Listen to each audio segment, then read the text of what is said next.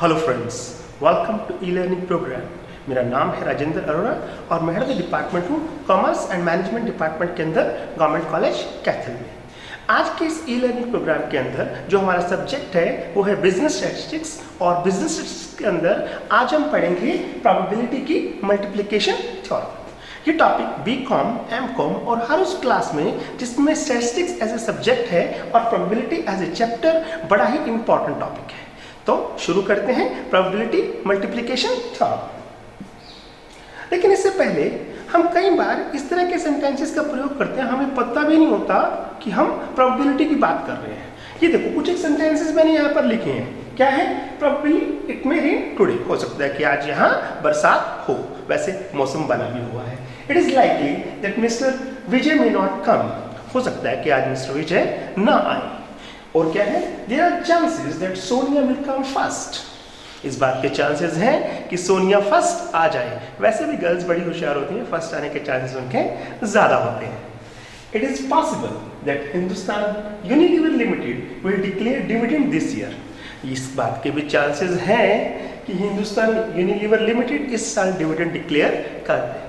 तो ये कुछ इस तरह के सेंटेंसेस हैं जो हम आम बोलचाल की भाषा में हमेशा प्रयोग करते हैं, लेकिन हमें ये नहीं पता होता कि हम किसकी बात कर रहे हैं, प्रोबेबिलिटी की बात कर रहे हैं। बताओ कैसे? ये देखो, इसके अंदर हम क्या कर रहे हैं, कई सारे वर्ड्स को यूज कर रहे हैं। पहला कौन सा है? Probable, likely, chances, possibility.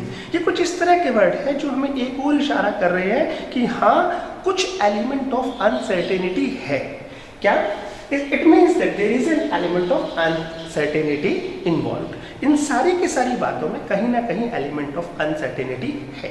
तो प्रोबेबिलिटी में हम स्टडी क्या करते हैं? हम स्टडी करते हैं the aim of probability theory is to provide the measure of uncertainty. हमारी प्रोबेबिलिटी थ्योरी क्या बताती है?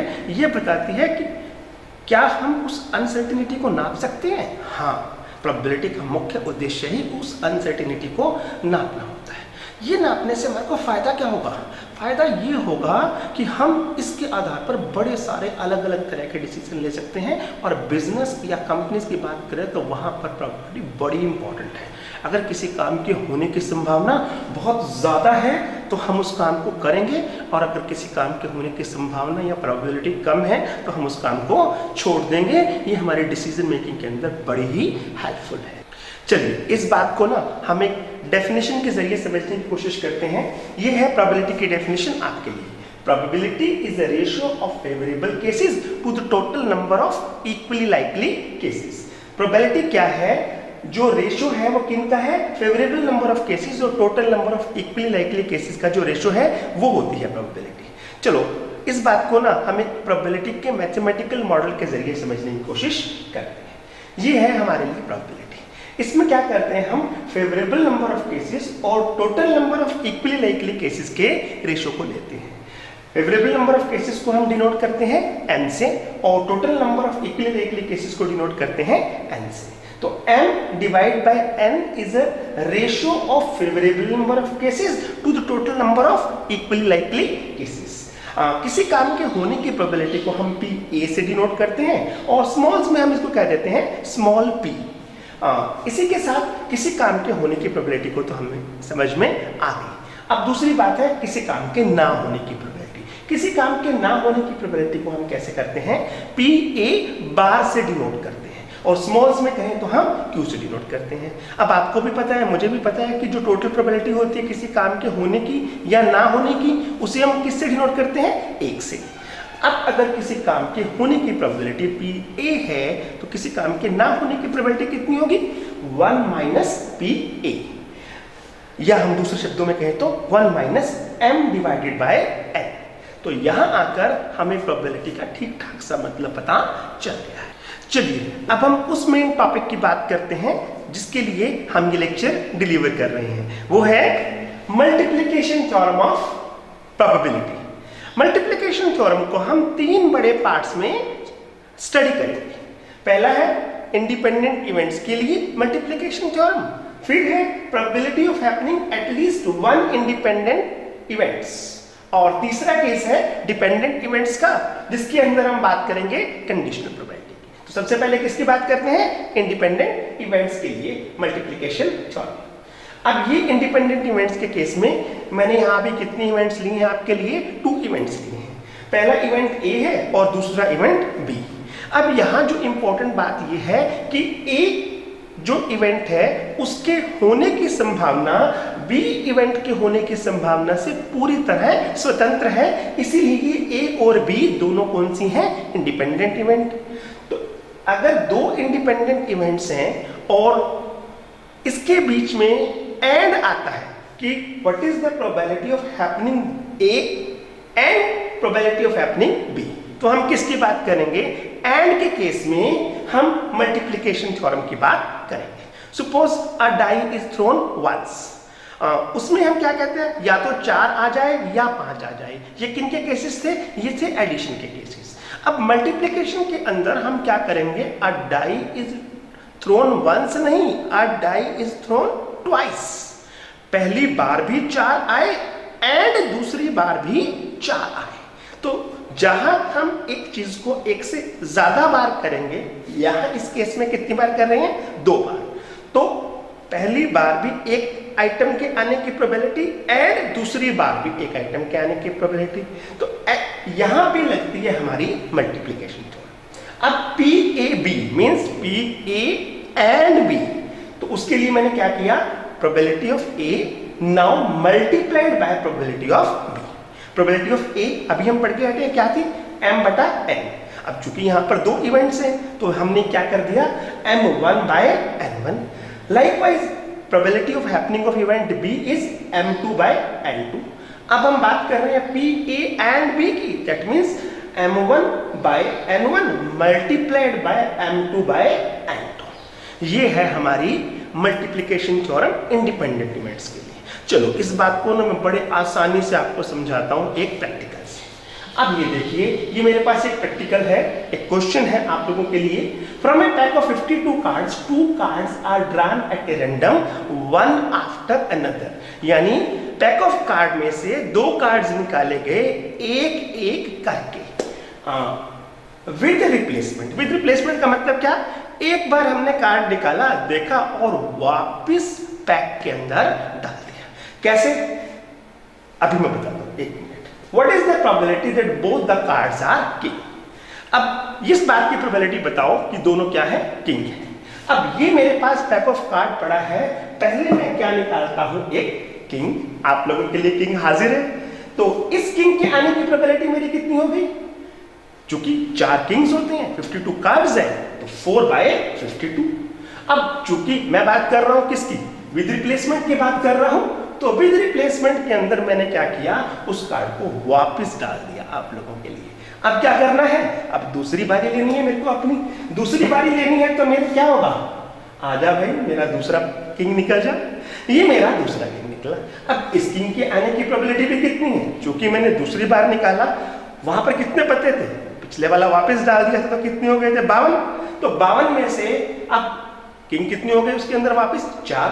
तो दूसरे किंग की आने की प्रोबेबिलिटी भी 4/52। तो जो मेरा फाइनल क्वेश्चन है, फाइनल क्वेश्चन क्या था? Probability of drawing 2 kings. 2 kings के अंदर probability of A multiplied by probability of B, that means पहले किंग के आने की प्रोबेबिलिटी 4/52, दूसरे किंग के आने की प्रोबेबिलिटी 4/52, और दोनों को क्या कर दिया? मल्टीप्लाई। तो ये आ गया हमारा आंसर। चलो एक और एग्जांपल लेते हैं। एक और एग्जांपल आपके लिए क्या हाजिर है? बैग, बॉल से भरा हुआ bag.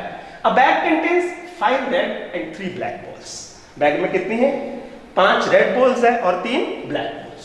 2 balls are drawn one after another with replacement. यहां क्या किया हमने? एक एक करके 2 बॉल निकालनी है, एक के बाद एक विद रिप्लेसमेंट। विद रिप्लेसमेंट का मतलब अब तो आपको समझ में आ ही गया होगा कि भाई एक बॉल निकालनी है, देखनी है, और उसके बाद फिर उसको वापस रख देना है, फिर दूसरी बॉल निकालनी है। कैसे? अभी बता देते हैं जी। पहले एक बार क्वेश्चन पूरा पढ़ लें आपके लिए। Find the probability that both the balls are black. ये 2 बॉल्स निकालनी है एक एक करके, और दोनों बॉल कौन सी हो? ब्लैक। एक बॉल निकालो आपके लिए, लो ये निकाली मैंने पहली बॉल। इस बॉल की आने की प्रोबेबिलिटी कितनी है? अब मेरे पास टोटल बॉल्स कितनी? 8, जिसमें से काली कितनी? 3। तो जो काली बॉल पहले निकले उस बात की प्रोबेबिलिटी कितनी है? 3/8। अब क्या करना है, क्योंकि विद रिप्लेसमेंट है तो इस बॉल को उठा के मैंने कहाँ डाल दिया? वापस। देखा मेरा उछालने का तरीका, बॉल सीधी बैग के अंदर गई। अब गई तो अब अगला काम क्या है, हमें एक और बॉल निकालनी है। एक और बॉल निकालनी है तो लो भाई, लो एक बॉल आपके लिए और निकाल दी। अब इस बॉल के आने की प्रोबेबिलिटी कितनी है? क्योंकि वापस बैग के अंदर कितनी बॉल्स हो गई थी? 3 black balls out of total 8 balls. That means black ball के आने की प्रोबेबिलिटी कितनी हो गई? 3/8। अब अगली बात, अब मैंने 2 ट्राई ली है। पहली ट्राई में भी ब्लैक बॉल आए, इस बात की प्रोबेबिलिटी 3/8।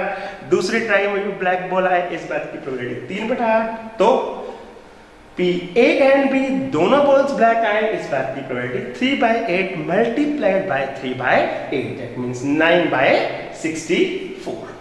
तो यहां आकर आपको 2 इवेंट्स के केस में मल्टीप्लिकेशन थ्योरम की नॉलेज हो गई होगी। चलो अब मैं प्रॉब्लम को थोड़ा सा और मुश्किल करता हूं और 2 की जगह कितनी इवेंट्स ले रहा हूं? 3 इवेंट्स ले रहा हूं। दैट मीन्स यहां पर मेरे पास A B के साथ क्या है? C B है। और बात वही है, चूंकि इंडिपेंडेंट इवेंट्स है तो क्या A के आने की प्रोबेबिलिटी B से पूरी तरह इंडिपेंडेंट है, B के आने की प्रोबेबिलिटी C से पूरी तरह इंडिपेंडेंट है। दैट मीन्स तीनों की प्रोबेबिलिटी इंडिपेंडेंट है। तो P A and B and C means P A multiplied by P B multiplied by P C.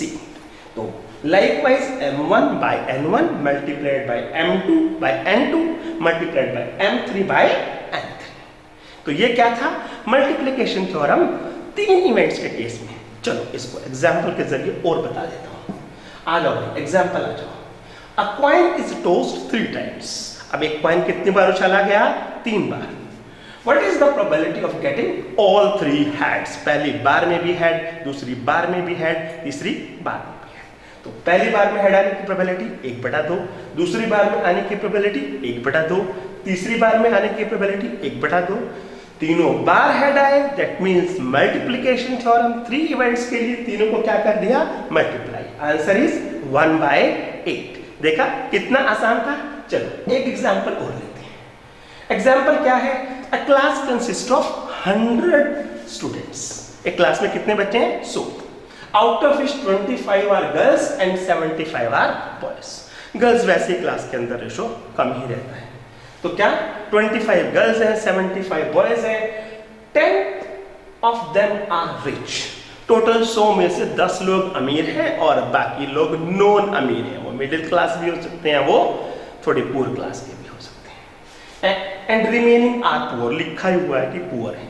Okay, 20 of them are fair complexion. इसमें से 100 में से 20 लोग ऐसे हैं जिनका कॉम्प्लेक्शन फेयर है, मतलब गोरे हैं।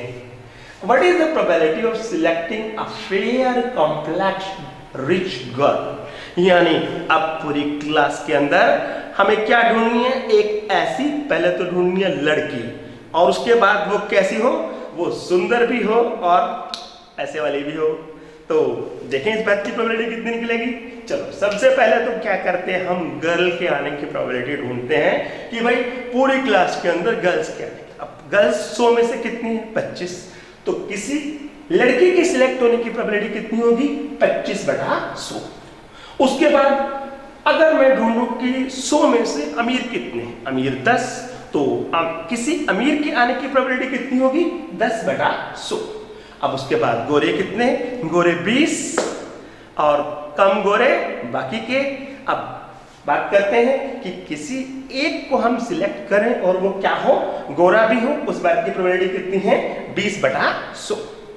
तो अब हमारी अलग अलग प्रोबेबिलिटी तो निकल गई, लेकिन हमारा क्वेश्चन क्या है? हमारा क्वेश्चन है एक ऐसी लड़की ढूंढो जो सुंदर भी हो और अमीर भी। That means P A and B and C। तीनों को क्या कर दिया? मल्टीप्लाई कर दिया। तो मेरी लड़की सिलेक्ट होने की probability multiplied by fair complexion select होने की प्रोबेबिलिटी मल्टीप्लाइड बाय रिच होने की प्रोबेबिलिटी। तीनों को मल्टीप्लाई कर दिया तो हमारी ये फाइनल प्रोबेबिलिटी आ गई, जो कि बहुत कम है, 0.005। 5। तो ऐसी लड़की मिलना वैसे भी बड़ा मुश्किल है। चलो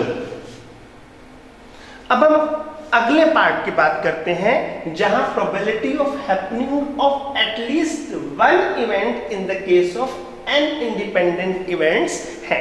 यानी हम कौन से केसेस को स्टडी कर रहे हैं? एट लीस्ट के केसेस को। बात हम इंडिपेंडेंट इवेंट्स की कर रहे हैं। अब यहाँ पे क्या है? A1, A2, A3 up to AN क्या है? मेरी इंडिपेंडेंट इवेंट्स। और विद रिस्पेक्टेड जो प्रोबेबिलिटी है वो क्या निकलेगी मेरी? P1, P2, P3 up to Pn। अब किसी काम के होने की प्रोबेबिलिटी अगर P1 है, P2 है, P3 है, अप टू Pn है, और हम बात करते हैं किसके कि भाई हमारा को तो काम होने से मतलब है कोई सा भी एक काम कर दो हमारा काम चल जाएगा। यानी हम किसकी बात कर रहे हैं? एट लीस्ट की। तो एट लीस्ट के लिए जो हमारी ट्रिक है वो क्या है कि अगर हम काम के ना होने की प्रोबेबिलिटी को, दैट मीन्स P1 भी काम ना कर पाए, P2 भी काम ना कर पाए, P3 भी काम ना कर पाए, उन सब प्रोबेबिलिटीज को मल्टीप्लाई करके एक में से माइनस कर देते हैं, तो हमारी कौन सी प्रोबेबिलिटी निकल आती है? एट लीस्ट वाली प्रोबेबिलिटी निकल आती है। तो probability of happening at least one of the event के लिए हम क्या करेंगे? 1 minus probability of happening of none of the event. That means 1 minus P1 multiplied by 1 minus P2 multiplied by 1 minus P3 multiplied by 1 minus Pn, जिसको हमने क्या माना? किससे कर दिया? 1 में से माइनस कर दिया। चलो इस बात को ना एग्जाम्पल के जरिए जल्दी समझ में आएगा आपको। ये देखो मैंने एक एग्जाम्पल लिया आप लोगों के लिए। A problem in statistics is given to 3 students. भाई 3 लोगों को एक स्टैटिस्टिक्स की प्रॉब्लम दी गई। अब तीनों का अपना अलग अलग दिमाग, A, B और C। A इस प्रॉब्लम को सॉल्व कर देगा, इस बात के चांसेस कितनी है? 1/2। B उसको सॉल्व कर देगा, इस बात के चांसेस कितनी है? 1/3। और C उसको सॉल्व कर देगा, इस बात के कितने चांसेस है? 1/4। अब बात करते हैं कि A उसको सॉल्व कर देगा 1/2, B कर देगा 1/3, C कर देगा 1/4। मेरे को पूछा क्या गया? पूछा गया what is the probability that problem will be solve. हमें नहीं पता, चाहे A करे, चाहे B करे, चाहे C करे, चाहे तीनों ही कर दें, हमें इससे कोई मतलब नहीं है। हमारा मतलब किससे है? काम हो जाने से। तो ऐसे केस में किस चीज की प्रोबेबिलिटी ढूंढो? A भी वो काम ना कर पाए, दैट मीन्स 1 minus 1/2। B भी वो काम ना कर पाए, that means P bar 1 minus 1/3 is equal to 2/3। C भी वो काम ना कर पाए, 1 minus 1/4 is equal to 3/4। अब हमने क्या किया? A ना कर पाए इसकी प्रोबेबिलिटी ढूंढ ली, B ना कर पाए इसकी प्रोबेबिलिटी ढूंढ ली, C ना कर पाए इसकी प्रोबेबिलिटी ढूंढ ली। एटलीस्ट के केसेस में हम क्या करेंगे? इन तीनों को मल्टीप्लाई करके 1 में से माइनस कर देंगे। दैट मीन्स किसी काम के ना होने की संभावना को 1 में से माइनस कर दें तो क्या हो जाएगी? किसी काम के होने की संभावना। ये देखिए ये ट्रिक है। तीनों को क्या किया मैंने? मल्टीप्लाई कर दिया। कितना आया? 1/4। अब हमें तो क्या मतलब है प्रॉब्लम सॉल्व होने से? उसके लिए हमने क्या लगाया? At least 1 will solve the problem. That means 1 minus काम के बिल्कुल भी ना होने की संभावना को अगर कर दिया तो क्या आ गया? हमारी काम के होने की संभावना। चलो एक और एग्जाम्पल लेते हैं इस बात की। लो जी एक और एग्जाम्पल। एक candidate mister x is interviewed for 3 post. एक कैंडिडेट मिस्टर एक्स 3 पोस्ट के लिए इंटरव्यू देने गया। फर्स्ट पोस्ट के लिए उसके पास और 2 कैंडिडेट्स थे, मतलब टोटली कितने कैंडिडेट्स थे? 3। सेकेंड पोस्ट के लिए 4 कैंडिडेट्स थे और थर्ड पोस्ट के लिए 2 कैंडिडेट्स थे, जिनमें से एक मिस्टर एक्स भी था। अब प्रोबेबिलिटी ढूंढनी है कि मिस्टर एक्स सिलेक्ट हो जाए, चाहे वो 1 में हो, चाहे 2 में हो, चाहे तीनों में हो। अब उसके लिए हमारा फॉर्मूला क्या है? एटलीस्ट वाला। एटलीस्ट में हम क्या करते हैं? 1 माइनस P उन चीजों की संभावनाएं जिनमें वो सिलेक्ट नहीं होगा। चलो पहले वो केस ढूंढते हैं कि वो सिलेक्ट हो जाए, इस बात की प्रोबेबिलिटी कितनी? पहली पोस्ट के लिए कितनी? 1/3। दूसरी पोस्ट के लिए कितनी? 1/4। और तीसरी पोस्ट के लिए कितनी? 1/2। ये तो आपको पता ही है, वैसे भी आप लोग बड़े समझदार हो। अब हमें करना क्या है, एटलीस्ट के केसेस में पहले तो ढूंढो कि वो पहली पोस्ट के लिए भी सिलेक्ट नहीं होता। That means P A bar is equal to 1 minus 1/3 is equal to 2/3। Then दूसरी पोस्ट के लिए भी सिलेक्ट नहीं होता P B bar, that means 1 minus 1/4 is equal to 3/4। तीसरी पोस्ट के लिए भी सिलेक्ट नहीं होता 1 माइनस 1/2 इज इक्वल टू 1/2। ये क्या निकल गई, हमारे तीनों की अलग अलग सिलेक्ट ना होने की प्रोबेबिलिटी निकली है। हम क्या करेंगे, तीनों को मल्टीप्लाई करके जब एक में से माइनस कर देंगे तो जो प्रोबेबिलिटी निकलेगी वो किस बात की होगी कि हाँ एटलीस्ट वो एक के अंदर सिलेक्ट हो गया। देखा कितना आसान था एटलीस्ट के केसेस को समझना। लो अब हम बात करते हैं एक और एग्जाम्पल की। ये एग्जाम्पल अगर आपको समझ आ गया ना तो समझ लो कि आपको एटलीस्ट क्या सारे के सारे कंडीशनल प्रोबेबिलिटी किसको छोड़ के बाकी के जितने भी केसेस हैं वो समझ में आ जाएंगे। कंडीशनल वाला केस तो हम इसके बात करेंगे ना। ये देखो, a husband and wife appear in interview for 2 vacancies for the same post. 2 vacancies के लिए सेम पोस्ट के लिए हस्बैंड और वाइफ इंटरव्यू देने जाते हैं। Probability of husband selection is 1/7 and probability of wife selection is 1/5। Husband के select होने की प्रोबेबिलिटी 1/7, वाइफ के सिलेक्ट होने की प्रोबेबिलिटी 1/5।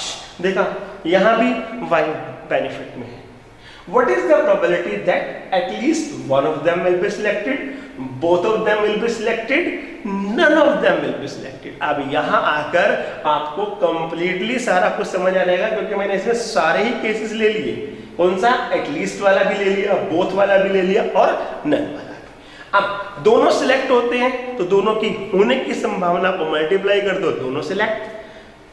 नहीं सिलेक्ट होते, दोनों की ना होने की संभावना को मल्टीप्लाई कर दो तो भी आंसर आ गया हमारा। एटलीस्ट 1 हो जाए तो दोनों की ना होने की संभावना को 1 में से माइनस कर दो। कैसे करेंगे, पहले तो हस्बैंड के सिलेक्ट होने की प्रोबेबिलिटी 1/7 और वाइफ के सिलेक्ट होने की प्रोबेबिलिटी 1/5। तो हस्बैंड के ना सिलेक्ट होने की probability 1 minus 1/7 is equal to 6/7 और वाइफ के ना सिलेक्ट होने की probability 1 minus 1/5 is equal to 4/5। लो अब ये तीनों के तीनों केसेस आ गए। पहला केस में लेता हूं ये वाला आसान कि दोनों ही सिलेक्ट हो जाए। तो दोनों की सिलेक्ट होने की प्रोबेबिलिटी को दैट मींस 1/7 मल्टीप्लाइड बाय 1/5 किया तो ये निकल गई 1/35। दोनों के ना सिलेक्ट होने की प्रोबेबिलिटी क्या है, 6/7 एंड 4/7। दोनों ही सिलेक्ट नहीं होते, दोनों को उठा के मल्टीप्लाई कर दिया 24/35। अब दोनों में से एक सिलेक्ट हो जाए ताकि घर का गुजारा चल जाए। इस बात की प्रोबेबिलिटी कितनी है कि दोनों के ना सिलेक्ट होने की प्रोबेबिलिटी को मल्टीप्लाई करके अगर 1 में से माइनस कर दिया तो कितना आ गया 11/35। तो ये क्या था हमारा एटलीस्ट का केस था जिसमें मैंने सारे ही केस ले लिए। एटलीस्ट वाला भी, दोनों सिलेक्ट हो जाएंगे उसके वाला भी और दोनों सिलेक्ट नहीं होंगे उसके वाला।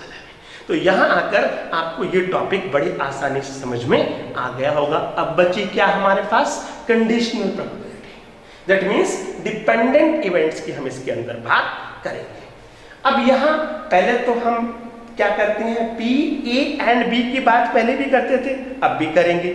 लेकिन पहले क्या करते थे, P A multiplied by P B. अब चूंकि ये मेरी डिपेंडेंट इवेंट्स हैं दैट मींस ए की प्रोबेबिलिटी तो इंडिपेंडेंट होगी लेकिन ए के बाद बी की प्रोबेबिलिटी ए की प्रोबेबिलिटी पे जब डिपेंडेंट हो जाती है तो हमारी ये प्रॉब्लम तैयार होती है और उसका ये सॉल्यूशन है P A multiplied by P B बटा ए। और अगर मैं ऐसे ही बी की होने की प्रोबेबिलिटी ढूंढता हूं कि बी पहले हो और ए की प्रोबेबिलिटी बाद में आए तो उसके लिए P B multiplied by P A by B. अब थोड़ा थोड़ा कंफ्यूज हो रहे होंगे सर अच्छे से समझ में नहीं आया, कोई बात नहीं, एग्जांपल लोगे एकदम से क्लियर। कैसे, ये लो, find the probability of drawing 2 cards from a pack of cards in 2 successive draws, consecutive draws. The cards drawn are not being replaced. अब यहां क्या किया, card draws are not being replaced, यानी मैंने अब शफल करके जब एक कार्ड निकाला, देखने के बाद उसको क्या कर दिया, बाहर रख दिया, उसको वापस नहीं मिलाया। पहले हम क्या करते थे, विद रिप्लेसमेंट के केसेस के अंदर कार्ड को वापस मिला देते। चलो मैं इसको एनिमेशन के जरिए आपको समझाता हूँ। वो देखो मेरे कितने कार्ड्स हैं, 52 कार्ड्स हैं। अब मैंने क्या किया, इसमें से एक कार्ड निकाला, किंग्स की प्रोबेबिलिटी ढूंढ रहे हैं हम, 2 किंग्स की। पहले मैंने 52 पत्ते थे, एक निकाला, कितना बच गया, 51 बच गया। अब किंग आने की प्रोबेबिलिटी क्या होगी, 4 किंग्स, 52 कार्ड्स, दैट मींस 4/52।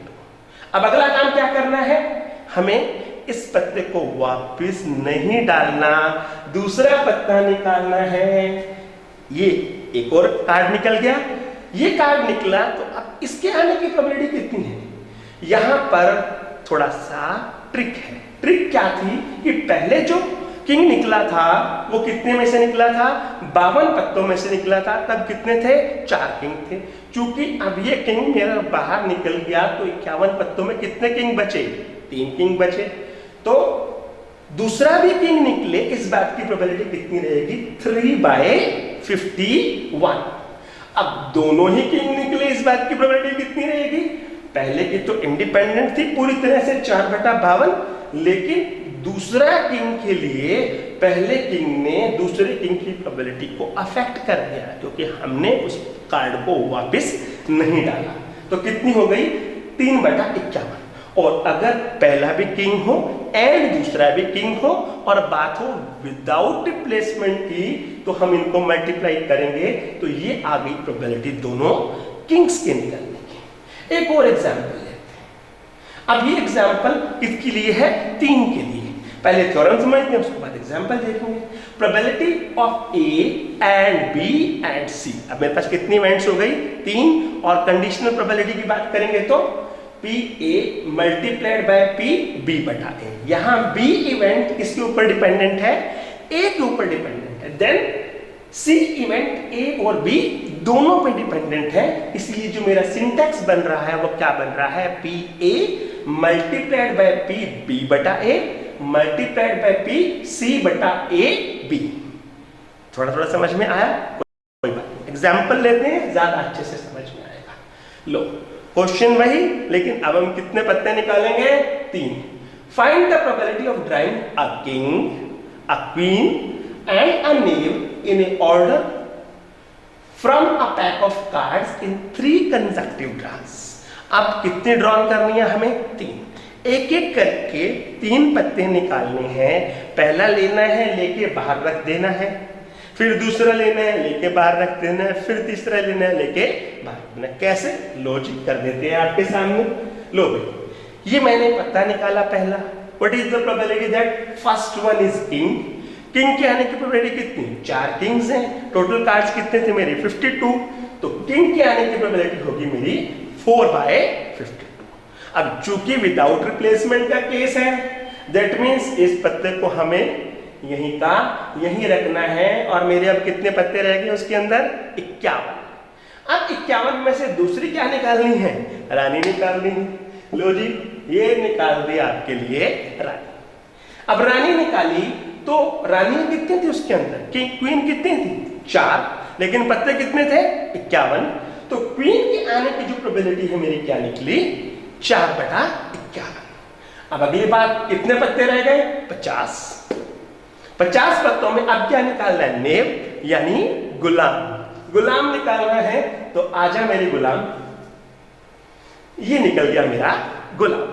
अब गुलाम निकला तो गुलाम कितने थे वहां, देयर वर 4 नेम्स, लेकिन टोटल पत्ते कितने थे, अब 50। तो गुलाम के आने की प्रोबेबिलिटी कितनी हो गई, 4/50। अब बात करते हैं टोटल की। टोटल में अब देखो, जो हमारा पहले किंग निकाला था उसकी प्रोबेबिलिटी थी 4/52, लेकिन क्वीन की प्रोबेबिलिटी डिपेंडेंट हो गई किंग की प्रोबेबिलिटी के ऊपर, इसीलिए पी बी बटा ए। तो यहां क्वीन तो 4 थी, लेकिन टोटल पत्ते कितने रह गए थे, 51 रह गए थे। देन 4/51। जब जैक निकाला, या बेसिकली हम कहें गुलाम निकाला या नेव निकाला, तो उस समय नेव तो थे कितने, 4, लेकिन पत्ते कितने रह गए थे, 50। इन तीनों को मल्टीप्लाई कर दिया, दैट मीन्स 3 कंसेक्टिव ड्रांस के अंदर पहला किंग निकले, बाहर निकाल के रख दिया, दूसरी क्वीन निकले, बाहर निकाल के रख दी, देन जैक। तो क्या होगी आंसर 8/16,575। देखा, समझ में आ गया? लो, अब इसी बात को हम एक और एग्जांपल के जरिए समझते हैं। अब इसमें दोनों केस ले रहा हूं, विद रिप्लेसमेंट का भी ले रहा हूं और विदाउट रिप्लेसमेंट का भी ले रहा हूं। A bag contains 5 red and 8 black balls। 5 red है, 8 ब्लैक है, गिन लो कहीं एक आधी बॉल कम ना हो जाए, हैंगी? लो आपके सामने 2 consecutive drawn of 3 balls are made। अब देखो यहाँ थोड़ा सा और मुश्किल किया है मैंने question. 2 consecutive draws are made, समझ में आता है कि भाई एक एक करके 2 बार निकालना है, लेकिन बॉल एक नहीं निकालनी, इस बार बॉल्स कितनी निकालनी है? 3।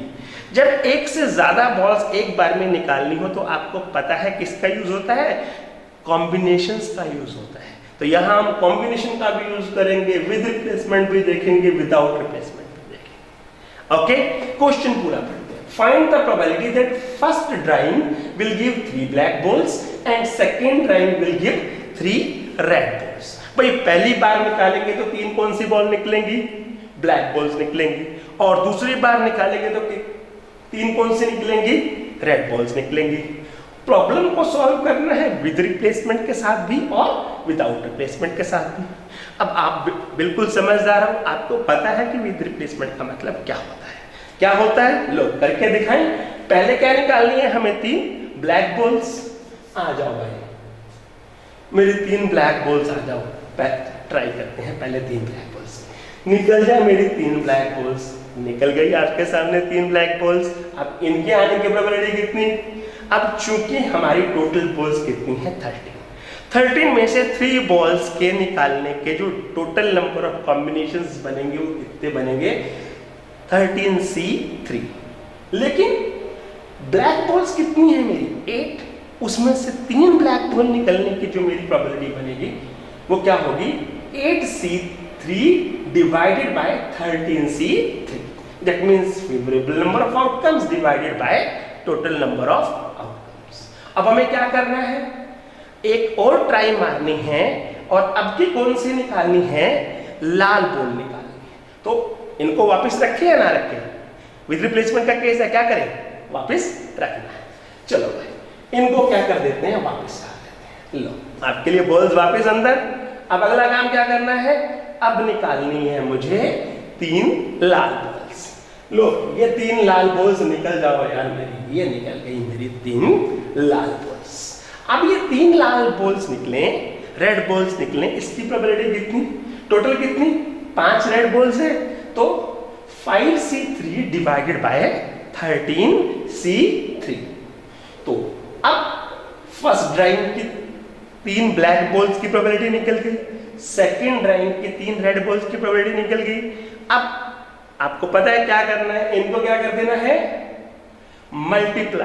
मल्टीप्लाई करेंगे तो मेरी फाइनल प्रोबेबिलिटी निकल जाएगी, जिसमें फर्स्ट ड्राइंग के अंदर 3 ब्लैक बॉल्स थी और सेकेंड ड्राइंग के अंदर कितनी थी? 3 रेड बॉल्स। हाँ जी। अब इसी क्वेश्चन को सॉल्व करते हैं किसके जरिए? विदाउट रिप्लेसमेंट के जरिए। विदाउट रिप्लेसमेंट के अंदर हम क्या करेंगे?